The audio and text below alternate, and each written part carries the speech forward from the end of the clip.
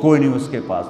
چند دن بعد دوسرا واقعہ سنا، ایک نوجوان بڑا خوبصورت، وہ بھی اسی طرح لیکن اتنا مالدار، کافی مالدار، وہ آ کے میرے پاس بیٹھ کے رونے لگا، مولانا صاحب اب میں کیا کروں، میری زندگی برباد ہو گئی، میرا اتنا عالی شان گھر ہے، اتنی اچھی میری کمائی ہے، آمدنی ہے، لیکن میں کیا کروں۔ یہ اسی کے الفاظ بتانے لگا ہوں، میری بیوی کی زبان 20 فٹ لمبی ہے۔ میں کہا رکھ دی کتنے 20 فٹ چاہتے، میں کہا وچوں 19 فٹ کٹ دے شاید کچھ کم بن جاوے۔ کہا میری بیوی بہت بد زبان ہے، میں کئی دفعہ طلاق دینے کی سوچ چکا ہوں، لیکن میرے 3 بچے ہو چکے ہیں، بچوں کو دیکھتا ہوں تو پھر میں اپنے صبر کا گھونٹ پی لیتا ہوں، ورنہ میرا جی چاہتا ہے اس کو ابھی طلاق دے کے گھر سے نکال دوں۔ دولت بھی موجود ہے، خوبصورتی بھی موجود ہے، شکل بھی موجود ہے، عزت بھی موجود ہے، سہولت بھی موجود ہے، کیا چیز موجود نہیں؟ اخلاق موجود نہیں، حسن سلوک موجود نہیں، پیار محبت موجود نہیں۔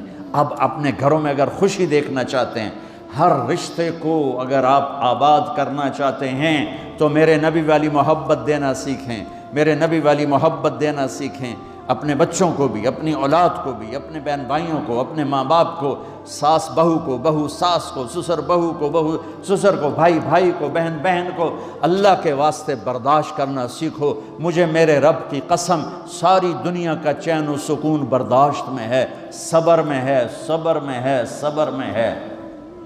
زبان۔ ایک نوجوان میرے پاس آیا، کہا جی میری بیوی سے لڑائی ہوتی، مجھے کوئی تعویذ دو۔ میں نے کہا بیویوں پہ تعویذ اثر ہی نہیں کرتا۔ کہنے لگا کیا کروں؟ میں نے کہا ایک عمل بتاتا ہوں، سنت عمل، کہ 1-2 لقمے اپنے ہاتھ سے بیوی کو کھلا دیا کرو۔ وہ کہنے لگا اس سے کیا ہوگا؟ میں نے کہا تو تم دیکھو گے، پھر میں پوچھوں گا تم سے کیا ہوگا۔ میں نے کہا یہ سنت عمل ہے، اس سے محبت بڑھے گی۔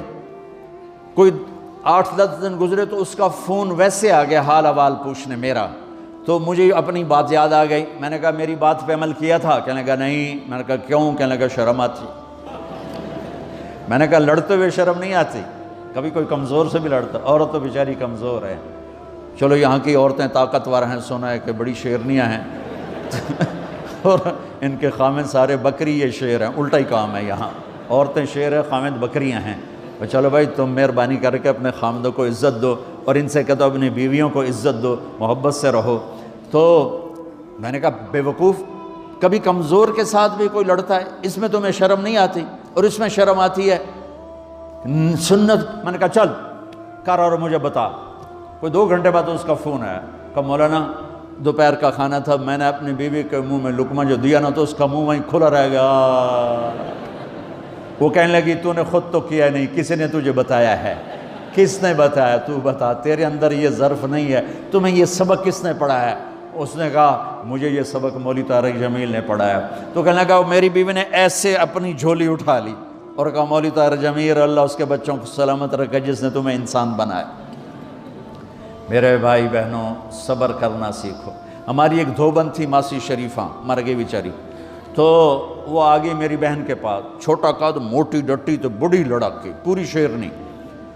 وہ آ کے کہنے لگی میری بہن کو، اور میری بہن تو انہوں چنگی طرح جان دی ہے، بی بی ہے میری نوواں بڑیاں لڑ دیاں، میں نے کوئی تویز دے ساریاں میری نوکر بن جانا۔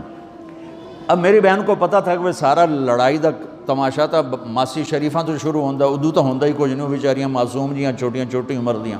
تو میری بہن نے ایک تعویذ بنایا اور اس کو یوں رول کر کے نا اس کو کہا ماسی شریفہ ہن جس لے تیری لڑائی ہوئے نا اس تعویذ تو چک مار کے بہ جانا ہے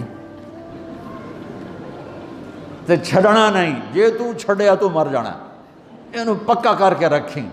اس نے کیا کیا؟ ماسی شریفہ کو چپ کروایا۔ اب ہمارا دیہاتی ماحول ہے، تعویذوں کی بڑا عقیدت ہے، صحیح تعویذ تو اثر کرتے ہیں لیکن اکثر تو ہیرا پھیری والے بیٹھے ہوئے سارے ہی، تو اللہ ماشاءاللہ۔